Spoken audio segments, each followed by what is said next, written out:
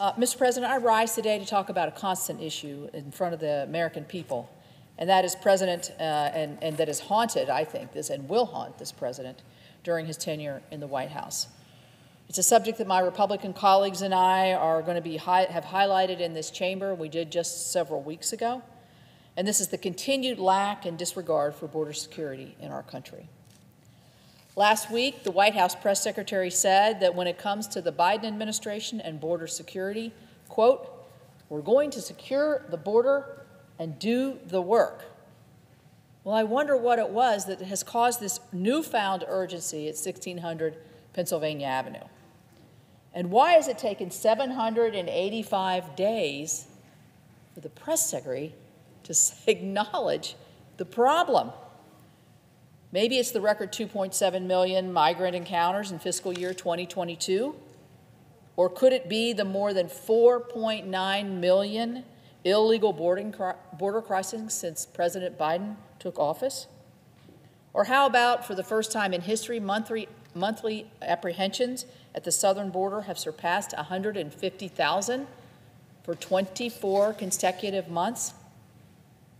Or that in a season when illegal border crossings are typically lower, Customs and Border Protection encounters rose 2% last month, with heroin seizures increasing 99% and fentanyl seizures increasing 58%. Whatever the reason, I sure would like to welcome the White House to the same page that we as Republicans have been on since day one of this administration.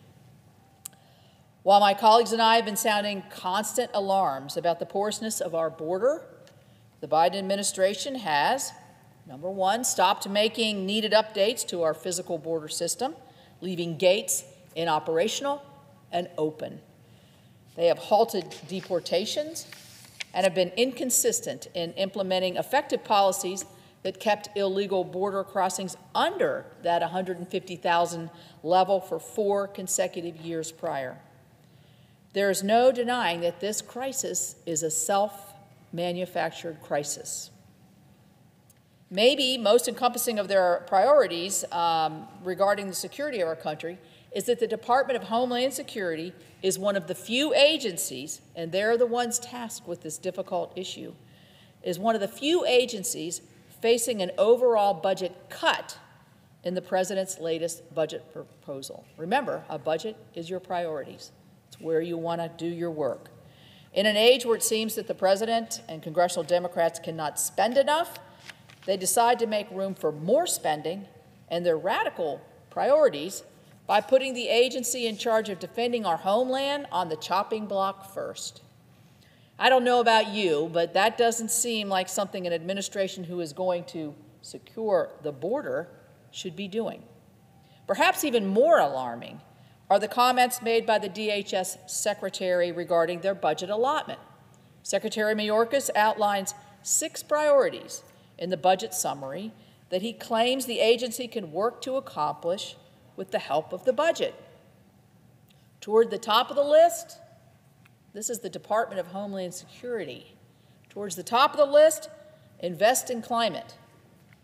The second to last priority, help secure the border. That's simply unacceptable, especially as migrant encounters at the southern border in fiscal year 2023, where we're in now, are already outpacing the records set in 2022. My colleagues and I hear the Biden administration quite clear. Securing the border has not been and never will be a priority for this president or his Department of Homeland Security. What makes this admission so devastating is that while the administration continues to balk at serious attempts to secure the southern border, countless Americans are dying at the hands of the illicit drugs that make their way into our communities through that same southern border. Last month alone, 2,282 pounds of fentanyl, which we know is lethal in extremely small doses and small amounts, and 10,333 pounds of methamphetamine were seized at the southern border. That amount of fentanyl is the equivalent to 517 million lethal doses. With our Border Patrol is stretched unfathomably thin, with very little support from the administration. There's no telling how many, the amount of drugs that are getting through undetected. I was just talking about the ones that we got. Just last month, I spoke in this chamber regarding a recent drug bust in my home state of West Virginia. As investigators from the U.S. Attorney's Office in the Northern District of West Virginia, they recovered cocaine, meth, and fentanyl. They discovered that these deadly substances had been shipped directly through the U.S.-Mexican border to Ohio via a tractor trailer. The connection between the southern border crisis and our addiction epidemic back home could not be any clearer. I've said it before, and I'll say it again. Every state, my state, is a border state. While President Biden and his administration continue to put confusing and often conflicting words before action, if they even take action, my colleagues and I continue to make it a concerted effort to get to the bottom of this chaos. Just this past weekend, I joined a bipartisan, bicameral group of lawmakers to travel to Mexico City, where we met with quite lengthy meetings with Mexico's President López Obrador. While there, we held meetings on the United States security posture with regard to Mexico, the chaos at our border, the devastating impacts of fentanyl in our communities, and the violence and trafficking perpetrated by the Mexican cartels. All these issues are top concerns to us here in this country.